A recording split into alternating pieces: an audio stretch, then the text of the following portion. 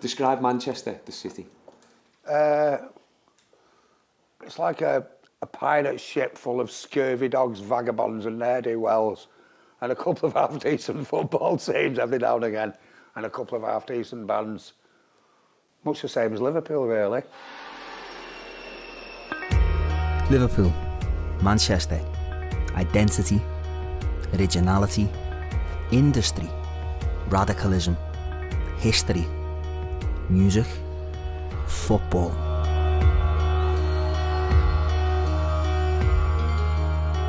Liverpool, the city, if I had to describe it, I think I just use one word, famous. To us, centred in our own universe, isn't it? Music, fashion, politics. You know, you can't be coming from Liverpool if you're not involved in one of them. You know, it had the Beatles, didn't it? And then after that, it struggled. It is a prettier city than Manchester. It's just wasted on you lot, isn't it? And the people here were different. Tony Wilson used to say we do things differently here, you know. You can't bullshit in Manchester. You've got to be yourself. It's working class, it's dead cocky. We basically love ourselves. Two of the world's greatest cities, 30 miles apart, so much in common, and so much that divides them. Our little corner of England has probably contributed more to sport, to culture, to music, to science, to technology, to industry than any other corner of the world. But we don't recognise that in each other. You know, Ron Atkinson said once, you go to Anfield, it's like you go to Vietnam. Yeah? You just turn into an animal when you're in the ground. You just lose your head. It's embarrassing if someone filmed you. You'd be going, that's not me, is it? But where did this rivalry start, and how has it changed through the years, and why does it keep getting stronger? 300 years ago, Liverpool built the first enclosed commercial wet dock in the world. That's where it all began, I think, for Liverpool as a city. That's where it went boom. It speeded up the loading and the offloading of the cargoes, and it speeded up Liverpool's trade. This was the second city of the British Empire, thriving port city. There was that many ships lining upon the pier head. People couldn't even see the Mersey beyond it, and there was people there from the Americas, from Asia, with these foreign tongues who brought so much wealth to Liverpool. Herman Melville, who wrote Moby Dick, he likened Liverpool's dock system to the Great Lakes in North America. They were that huge and that impressive. At the same time, fueled by the Industrial Revolution, Manchester began to boom. We're the people who do us. You know, we invented the whole UK textile industry. Arkwright's Mill, that was the first industrial building on Earth, and it became known the world over as Cottonopolis. The hotbeds of early labour movements that Marx and Engels wrote the Communist Manifesto for Manchester. A really radical city. The TUC were founded here, suffragettes, Peterloo Massacre. The history is astonishing. The two cities were even linked by the world's first steam-powered railway. But in the late 1800s, Manchester began to suffer an economic decline, and things were soon being pointed at the neighbours on the Mersey. The raw materials that were coming into Manchester had to come into Liverpool. The biggest port in the country, I think, at the time, bigger than London. It was costing a fortune. That was what led to the Manchester Ship Canal being built. They wanted to bypass Liverpool, the greed of the Liverpool merchants, building all your grand houses in the centre of Liverpool, which is still very nice. Mancunians, I think, are very proud of the Ship Canal and very quick to say that it effectively brought the sea to Manchester. You lot off a little bit, didn't it? And that's probably the start of the whole rivalry, you know. Football was becoming a regular pastime within northern working class communities. And one of the many new teams springing up was a certain Newton Heath. Newton Heath started in 1878, playing among the cotton mills and the cramped factories of inner city East Manchester. For a short time they wore those famous green and gold shirts and were reasonably successful. 14 years later, Liverpool FC were formed in 1892. We're here in blue and white. While Liverpool were on the up, Newton Heath were on the slide. In 1894, the year the Ship Canal was opened, Newton Heath were rock bottom of the First Division. To save the skin, they entered into a playoff against the Second Division champions. Liverpool were the champions of the second tier, the Second Division, and it was a one-off game, a playoff, and Liverpool won 2-0. I think that was the first time really that we put one over United, or Newton Heath as we were called back then. And by 1902 they became Manchester United, and by 1909 they moved to Old Trafford. First game at Old Trafford was against Liverpool. I forget the score of that game. I can't remember the score. When Liverpool came to town, and I think beat them 4-3, so they must have been a bit sore about that. They probably owed us one from an early time. The next notable meeting between the teams would go down in history, but for the wrong reasons. On Good Friday 1915, United were facing relegation, and Liverpool came to their aid. United won 2-0 and avoided the drop, but later investigations found that players from both sides had rigged the game. It was an infamous episode in the history of both clubs. Liverpool won 2 league titles in the 1920s, while United stagnated. Then, in the wake of the Second World War, the rivalry changed forever. Matt Busby played about 120 odd games for Liverpool, but I think his Liverpool career was disrupted by the war, and afterwards I think he was assistant manager to George Kay, but this opportunity arose at Manchester United to be a manager in his own right, and he went for it. Matt Busby wanted to be the Liverpool manager.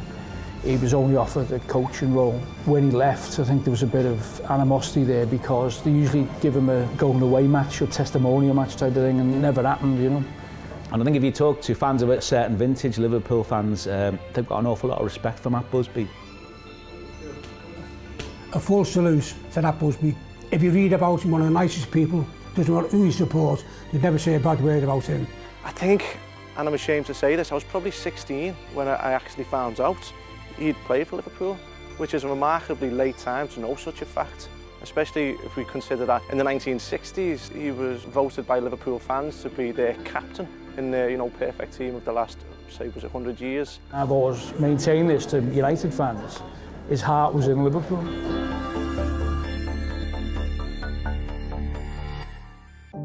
Under Busby, United continued to blossom. They won the league in 1956 and 1957. They had a young team that people tipped to go on and achieve greatness, but then disaster struck.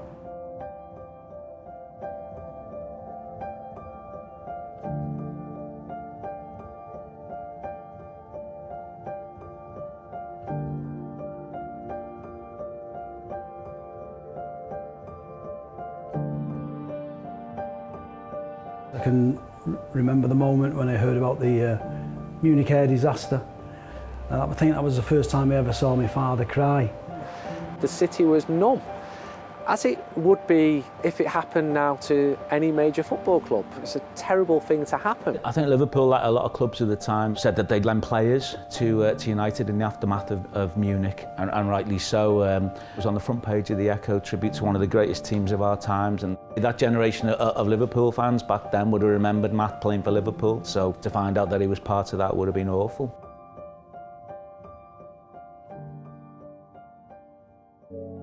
The 1960s saw Liverpool and Manchester United competing directly for honours for the very first time. Matt Busby's old friend, Bill Shankly, took over at Liverpool and hauled them out of the second division. Busby and Shankly were born within 30 miles of each other. When Shankly first arrived at Liverpool, it was Matt Busby who kept on convincing him not to leave. In 1963, United won the Cup. The following year, Liverpool won the league. In 1965, United won the league and Liverpool won the Cup.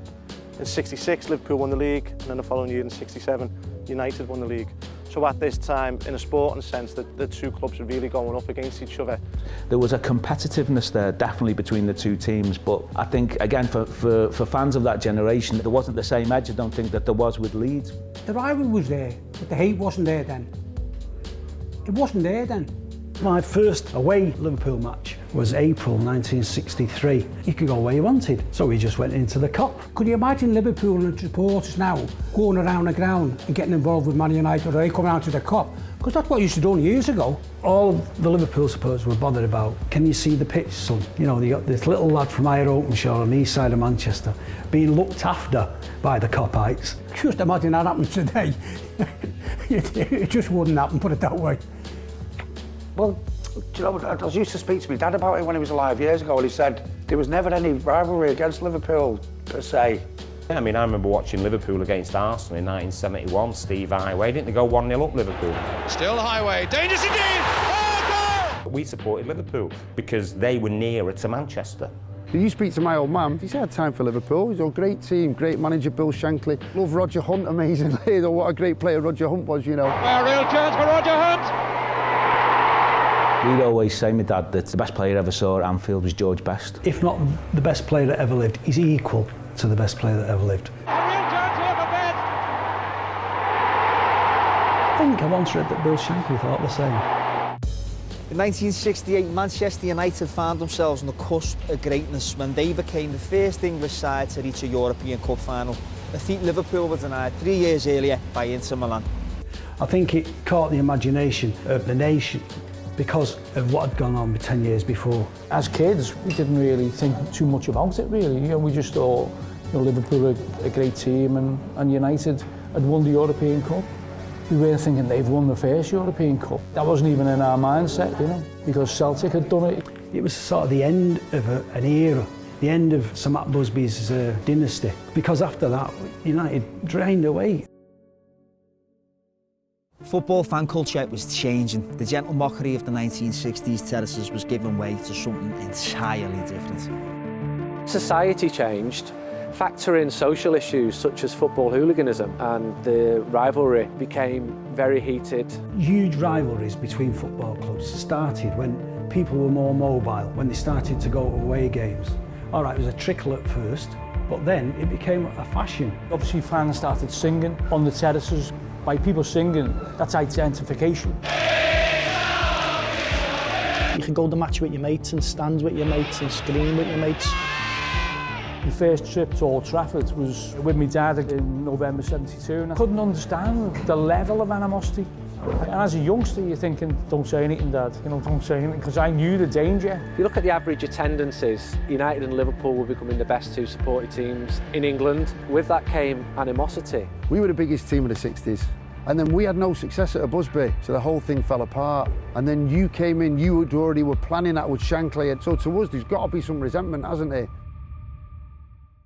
Shankly delivered the league title, the UEFA Cup and the FA Cup. Then he left.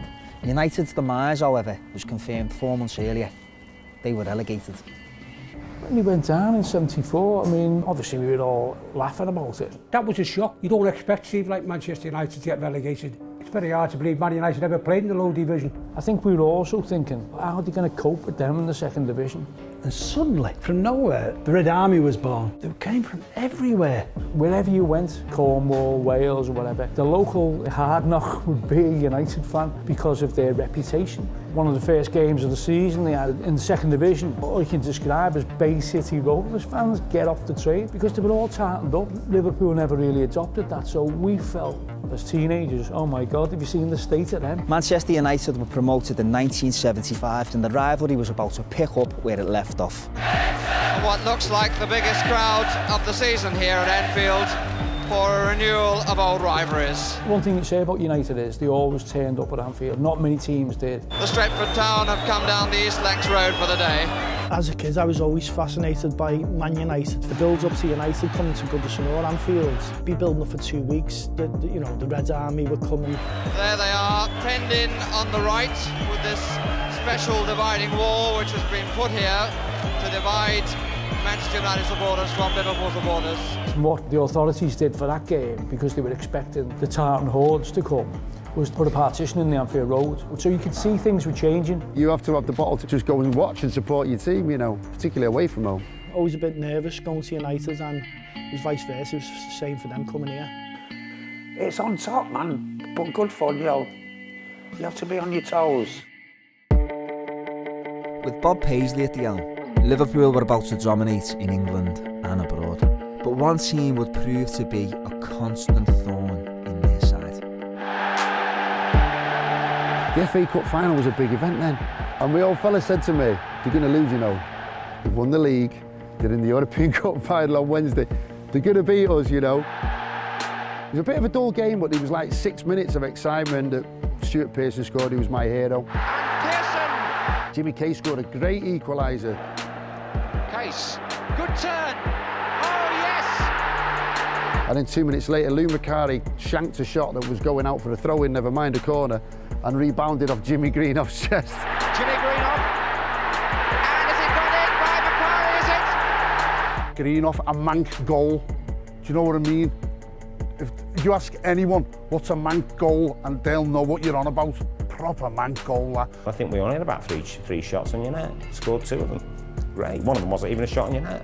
Marvellous. It was the irony of it all, you know. That was quite funny. That made it extra special and stopped Liverpool from doing the treble. only one team can be allowed to do the treble. I mean, he was climbing up them stairs, crying his eyes out. I had a lump in my throat and thinking the treble's gone. Even all these years later, that was one of the lows. We got them in a semi-final 2 years later in '79, and they'd done us again. United always seemed to grind out results, even when we were dominating. It's a goal! It was their cup final. Right side! That's the thing they look forward to. Colin Gibson scores for Manchester United. Listen, we had this thing, didn't we? Oh, they're winning all this, but they can't beat us. But at the end of the day, who's walking around Anfield at the end of the season with the league trophy? You know, it's no consolation, is it? It's Liverpool's 5th championship in 14 seasons. We'd only just snide the odd FA Cup here and there, whereas Liverpool were consistently bump, bump, bump. The rest of the First Division can only marvel at their consistency. Any Man United fan around my age grew up watching Liverpool win everything. Wheelan's got it! Brilliant goal! Kings of Europe, kings of England, kings of everything. And we kept feeling like we're nearly there, because we had the great team with Ron Atkinson on our day. So we could put on a performance. There's not too much between the teams. They've got the knowledge at this moment in time of winning games or winning trophies. And Liverpool Football Club win the marvellous double. There's a pang of jealousy there when you're watching someone else have what you want kind of thing. You covet that success. McMahon! Oh, a shame. That's got to be one of the best goals of the season, even by Liverpool standards. I'm not going to lie, it killed us. Going to match in the 70s wasn't just about the footy. It was about looking good and standing out from the crowd. But who wore it better, Liverpool or Manchester United? Who were the true originals?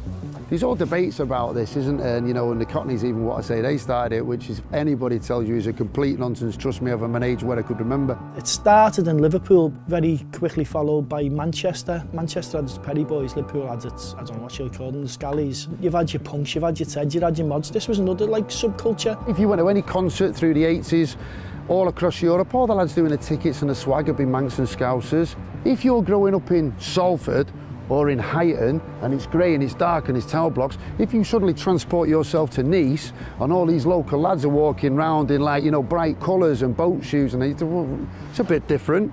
So it became this thing that the lads who saw it transported it back. In fairness, you probably got the first opening to it by going to Europe with the team, which we didn't have at that point. I always put the Charity Shield against United in '77 as when things started to change, because there was a load of 16, 17, 18-year-olds with a new look, really. By '78, I was wearing straight jeans and dressing a bit more smarter. We were changing our hair, wedge haircuts and that. Around about the '81 Cup final, Liverpool fans started coming back with all the sportswear, the different kinds of footwear which you can only get in Europe. And the great thing was there was no social media.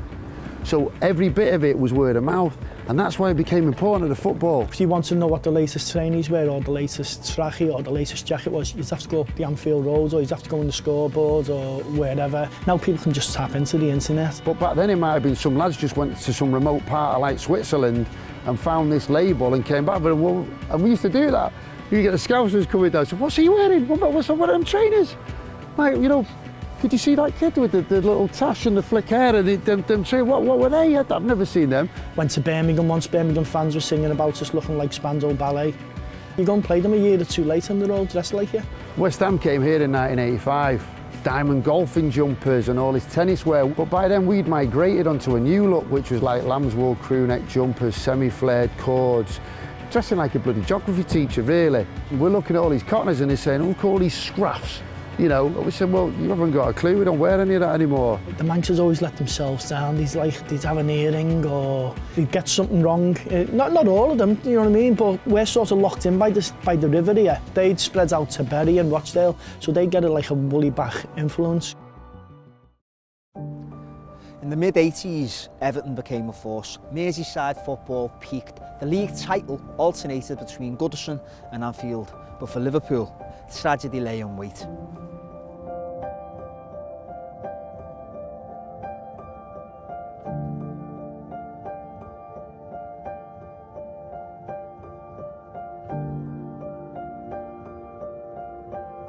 Hillsborough changed everything, didn't it? I never went to a game for 6 or 7 years after Hillsborough. It made people step back and took a look at the rivalries then. Do you think 96 fans deserve to go to a football match and all die in the process? Nobody deserves to go to a football match and die at it. It's just a game. I'm going to take my time over this one. But when you look back at the disasters, Munich, Hillsborough, then you go to a match and you hear people singing the songs, what they do sing. On both sides, not just one side, both sides. That sickens me, that. But when you look around and see the people that are singing it are grown-ups, adults, with children with them. And them children are the next generation to be singing them songs because nobody's putting them in the say, well, it's wrong. I personally think the whole lot of it is wrong. We'll always have rivalry over football. That's always going to be there, and we love it. But if I had one wish as a football supporter, passing a message on to Liverpool and passing it on to Manchester United, if it was possible, just do us a favour, cut it out and let's enjoy the game and let's get back to the football. In 1986, Man United made an appointment that would change the face of the rivalry forever. They appointed Alex Ferguson from Aberdeen, and he had just one thing on his mind. Knock you off your perch. Off their perch, you can print that. I thought, what's going on with this fella? Because you could never see it. In '92, we should have won it, and we spewed it right at the end. And the whole of Anfield is singing, have you ever seen the United win the league? And there's flags there like, form is temporary, class is permanent. Chance here for Hughes, and he's put it away! They'd never won the league in my lifetime. So when you're the first moment's always the great moment, isn't it? And if you think you could capture it and bottle it, you could make millions, you know. You were in a bad period. We didn't really have much around us in those early 90s to threaten us, to be honest. I'm almost immune to it now. When I was growing up, they were just a pure winning machine. Then the worst moment for me is like the Cantona goal. Cantona! Not only did they end up beating us in the final, but they win the double. My favourite moment is probably in 1999 when we beat you in the FA Cup. You went 1-0 up right at the beginning and threw all in. And then 2 goals in 2 minutes, won it. 9,000 Liverpool fans here to see it. That's what makes football wonderful. And it kind of reflected what happened at the Nou Camp. Bayern Munich fan, weren't we? Munich were in total control. And I always remember, don't think that, because it was United. Tap and blow the whistle. You know what I mean? As soon as I started thinking these aren't going to score, scored those 2 late goals. But then you think, imagine being at near end for that kind of game, you know what I mean? The team they had in the 90s seemed arrogant and self-assured and quality, everything that I'd want from a Liverpool team. Neville, Giggs, Scholes, Butt, Beckham, they were all contributing. And it really hurt. Even though United were eating up the trophies, Liverpool never truly went away. And after a dismal decade that was the 1990s, Coppites had much more to cheer about at Old Trafford during the early years of the new millennium. Murphy takes it, that's a great goal! That first one seemed to trigger a bit of belief. Murphy, and Murphy has scored for Liverpool! The second one where Murphy scored, where he scored the lob, I think that season we actually finished above Manchester United for the first time, probably in my lifetime. My best moment was when we won the League Cup in 2003. 77 they'd wore red, and then when we actually beat them in 83 we wore red, and then 96 they wore red, so I had in my head the week before that final, oh God, I hope we're wearing red.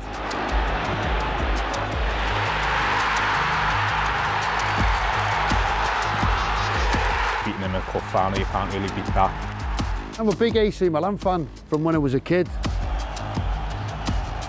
Do you know like when something traumatic happens and you just sort of, you sort of blank it out of your brain? It's a bit like that.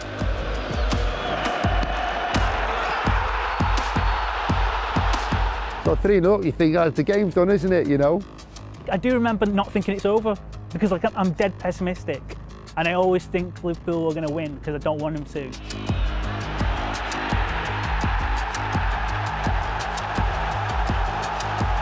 One of my good pals, he's a Scouser, and he rang me afterwards. He said, what the f*** are you ringing me for? But I said, to tell you one thing though, I know what it's like.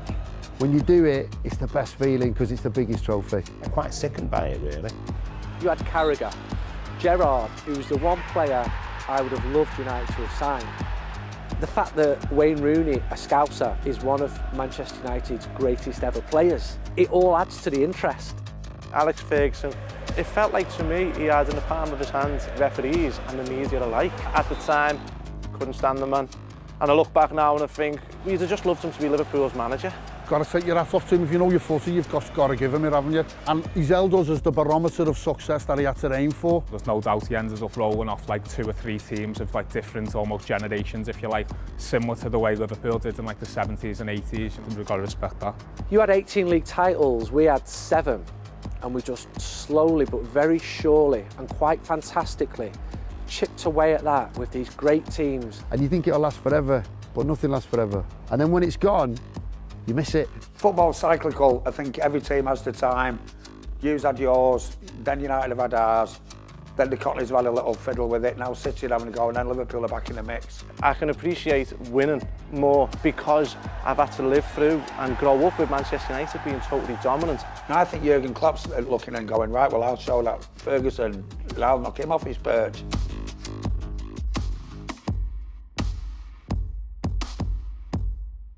So we've seen 130 years of unprecedented football and rivalry rooted in a much deeper distrust between two cities with so much that divides them, 2 cities with so much in common. Politics, fashion, music, football. 2 football clubs locked in a never-ending rivalry. There's probably more similarities than both cities would care to let on. Gary Whelan out the Happy Mondays, he just said Scousers are just the same as us. Socially and politically, the people are quite the same, you know what I mean? The kids from the likes of Collyhurst and Salford and Ancoats are just similar, basically, to the kids from Toxteth, Kirkdale, Everton. We've got great senses of humour. We know what we like what we know. We're good at the partying, we're good at the music. The Stone Roses, the Happy Mondays, Oasis, New Order. Cast, the Lightning Seeds, Space, the Lars. A Shack from Liverpool. God, didn't even know they're from Liverpool. 10cc, Bee Gees, The Smiths. The Zootons, The Farm, Echo and the Bunnymen. The Mersey Beatles, the bootleg Beatles, the Yellow Submarine Beatles. They were from Manchester, weren't they, the Beatles? 4 lads from Liverpool who shook the world. It's the Beatles, isn't it? There are very subtle differences, the way you talk, the way you dress. It's the little differences that make all the difference. Everything's the same but that one little bit. Do you ever meet real Manchester people? They tend to get on. People say, don't like Scousers. I said, why? Don't like Liverpool. I said, have you ever been? I said, yeah. But I say, well, take the football away, and they're no different to us. You just talk a bit daft.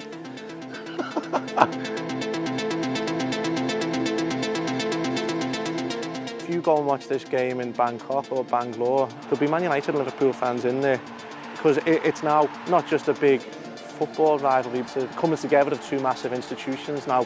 And I think the international era and globalisation has cemented and secured this as the biggest fixture. I think it's still English football's biggest fixture, definitely. It's always United and Liverpool and it always will be. I've watched football in over 90 countries, but the bottom line is, nowhere does football matter as much in the world, in my opinion, as Manchester and Liverpool. You want them as rivals, I think, because they're brilliant games. Listen, I'll tell you something. If Chelsea were top of the league and City were second, and you were bottom, and we were second bottom, and Chelsea were playing City on the weekend and we're playing you, what's the biggest game in the country? It's Man United, Liverpool. And I'll tell you why. There's only 2 clubs in this country. There's only 2 clubs where it's a religion. It means something. Yeah? There's a greater meaning to it. Look, we've had 50 years between us of unbroken dominance, yeah? And all these things, much as we don't like to say it, that we have in common, unfortunately. Great Scottish managers with vision about youth, about local players, about community, about meaning something, about winning against the odds, winning when you shouldn't win. I can't explain what it means to me, or what it means to a lot of people, but it definitely means something. It's something that you feel, it's something in your heart. The 2 clubs are religions, and there's only 2 clubs. Charlton.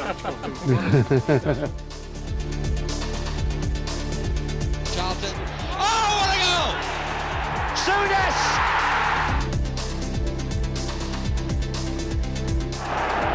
Whelan again.